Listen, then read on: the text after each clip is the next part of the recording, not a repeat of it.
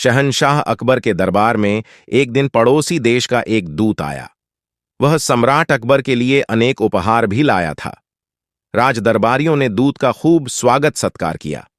तीसरे दिन जब दूत अपने देश जाने लगा तो बादशाह अकबर ने भी अपने पड़ोसी देश के राजा के लिए कुछ बहुमूल्य उपहार दिए। अकबर उस दूत को भी कुछ उपहार देना चाहते थे, इसलिए उन्होंने दूत से कहा, हम तुम्हें भी कुछ उपहार देना चाहते हैं। सोना चांदी हीरे रत्न जो भी तुम्हारी इच्छा हो मांग लो।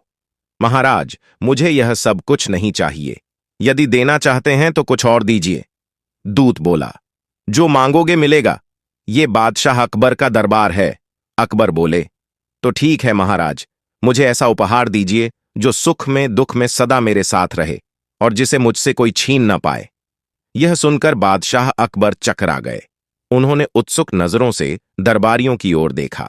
सबके चेहरों पर परेशानी के भाव दिखाई दे रहे थे। किसी की भी समझ में नहीं आ रहा था कि ऐसा कौन सा उपहार हो सकता है। तभी बादशाह की नजर बीरबल पर पड़ी। वह दरबार में ही मौजूद था। अकबर ने बीरबल को संबोधित करते हुए पूछा, बीरबल, क्या तुम ला सकते हो ऐसा उपहार जैसा दूत ने मांगा है? अवश्य जहांपनाह। दोपहर को जब यह महाशय यहां से प्रस्थान करेंगे वह उपहार इनके साथ ही होगा। बीरबल ने तुरंत जवाब दिया। नियत समय पर दूत अपने देश को जाने के लिए तैयार हुआ। सारे उपहार उसके रथ में रखवा दिए गए। जब शहंशाह अकबर उसे विदा करने लगे तो दूत बोला, महाराज, मुझे वह उपहार तो मिला ही नहीं जिसका आपने मुझसे वायदा किया था। अकबर ने बीरबल की ओर देखा और बोले, बीरबल, तुम लाए नहीं वह उपहार? इस पर बीरबल हंसकर बोला, हुजूर, वह उपहार तो इस समय भी इनके साथ ही है, लेकिन यह उसे देख नहीं पा रहे हैं। इनसे कहिए कि जरा पीछे पलट कर देखें।